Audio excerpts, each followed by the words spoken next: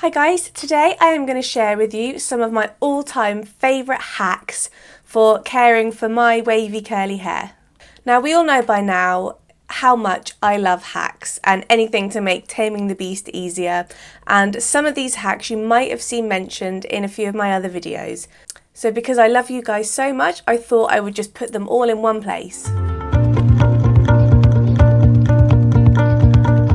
So the first sort of little hack I like to share is when I'm co-washing my hair, so when I'm using conditioner to wash my hair as opposed to shampoo. What I like to do is, as I'm massaging my scalp for the sort of 3 to 5 minutes that they say to co-wash for, I like to add a little bit of water as I'm scrubbing. And the reason why I do this is because I find not only does it sort of help stop my hair feeling so sort of gunky and weighed down at the scalp, it also almost creates a lather. I use the Child's Farm Strawberry Unorganic Mint Conditioner when I co-wash my hair, and I find it does work really well with the water.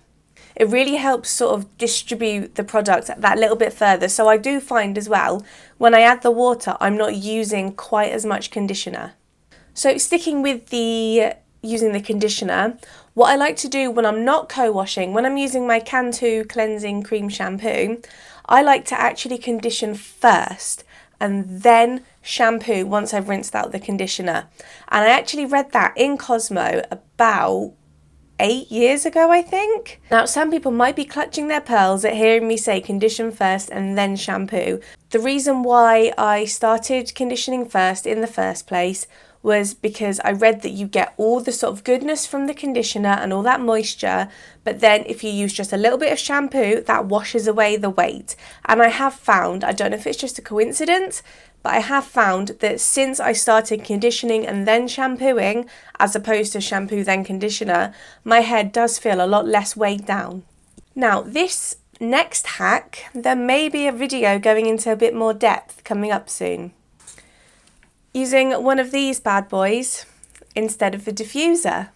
Now, I have seen this on Instagram quite a lot. It's people using stuff like sieves and fishnets as an alternative to diffusing.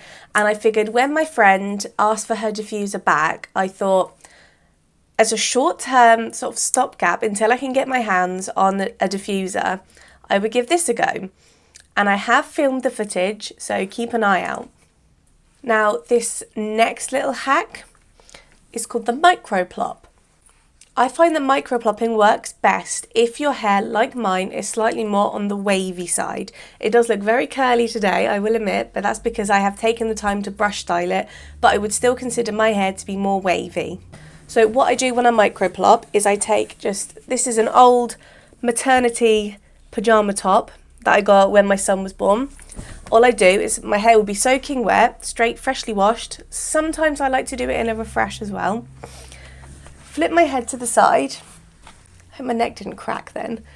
And then just gently sort of squish it up and gently squeeze the excess moisture out of my hair. I like to micro plop, sort of, as I said, on soaking wet hair, but usually it will have been wrapped up in that top for about 10-15 minutes on average, I'd say. Sometimes I do it for longer, sometimes I just do it on the journey from the bathroom to stop it dripping all over my back. And the reason why I like to micro plop as opposed to the full wet plop is I find that I get sort of more varied results when I do a full wet plop. Sometimes it does work and I get really good curl formation. Other times it just sort of cements my hair in really wonky positions. So I find that scrunching my hair with that old pyjama top, as I said, it absorbs all the extra moisture and it really helps my curls and waves spring up and bounce up after being wrapped up loosely in that top.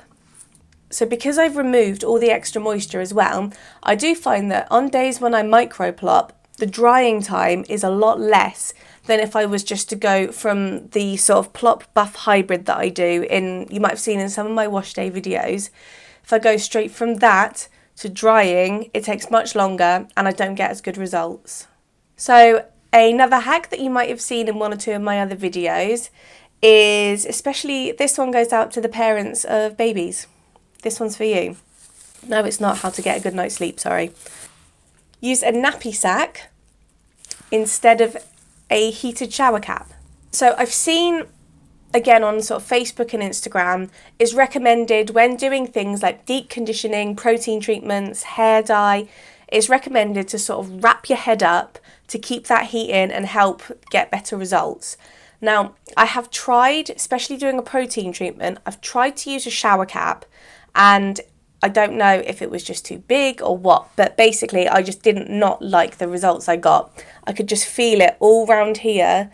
It was just trickling down, which just makes my skin crawl.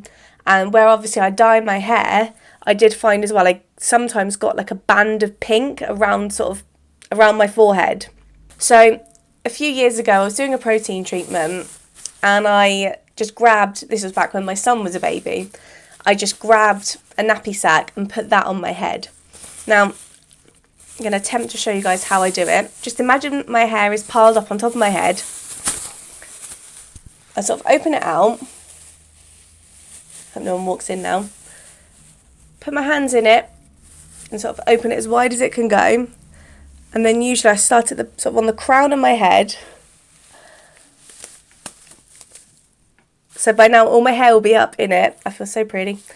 Then I find where it's sort of smaller than the shower cap, I'm able to almost sort of stick it to my hair, if that makes sense. So I can sort of create a bit of a seal, and then these little handle bits I sort of tuck behind my ears. And this is how I look when I'm doing a protein treatment, deep conditioning, or sometimes when I colour my hair. So using a nappy sack, obviously it is not the most environmentally friendly sort of hack. I will put my hands up and admit that. But if you don't have a shower cap, or you can't get hold of one, or you don't want to fork out and you can get the heated caps, I do find using a nappy sack, it just works that little bit better than just having your hair out in the open. And because it's smaller, I find it fits better to my head. Now, this next hack might be something that's common knowledge, but I have only recently discovered it. I've been curly now for, it'd be 4 years come November, and I've only recently discovered it in the last sort of 2 years. So what I like to do when I'm detangling my hair, particularly in the shower, and particularly if I've sort of neglected my hair, if I'm on like day 6 or 7 hair, which I have done before, as I'm detangling my hair with my brush, I like to sort of get some water, either stand under the shower and brush my hair, or if I'm in the bath, I dip my hairbrush in the water and then brush. And I find that adding the water really helps sort of melt those knots and tangles away, and I found it is much more gentle on my roots. Now, I remember my mind just being blown at something so simple when I read about this last hack I'm going to share with you guys. So I've got my trusty little bobby pin, Kirby grip, hairpin, I don't know what you want to call it. Now, you might see when people do tutorials, they have the bumps at the top and then they just slide it into the hair. However, I've read this a few years ago. I've shared it in a couple of my other videos, so some people will be thinking, yeah, get on with it, we know. Have the pin upside down so the bumps go along the bottom. Apparently the bumpy bit is the part of the hairpin that actually grips the hair. So you put it in upside down, and obviously the camera's not going to pick it up because the camera can't feel, but it feels much more secure. I lean forward a little bit. Much more secure. Doesn't feel like it's going to go anywhere. When I compare, I'm going to do it again. I'm going to pull it slightly tight. You can see there particularly, it just doesn't feel as secure. So next time you use a Kirby grip, remember, have the bumps upside down. So that about sums it up for today, guys. I hope you learned something from some of my little tips, tricks and hacks. Let me know in the comments if there's any that I've missed. I'm always willing to learn. I'm always looking for a hack. As always, don't forget to hit like, subscribe and share, and I will see you soon. Bye bye.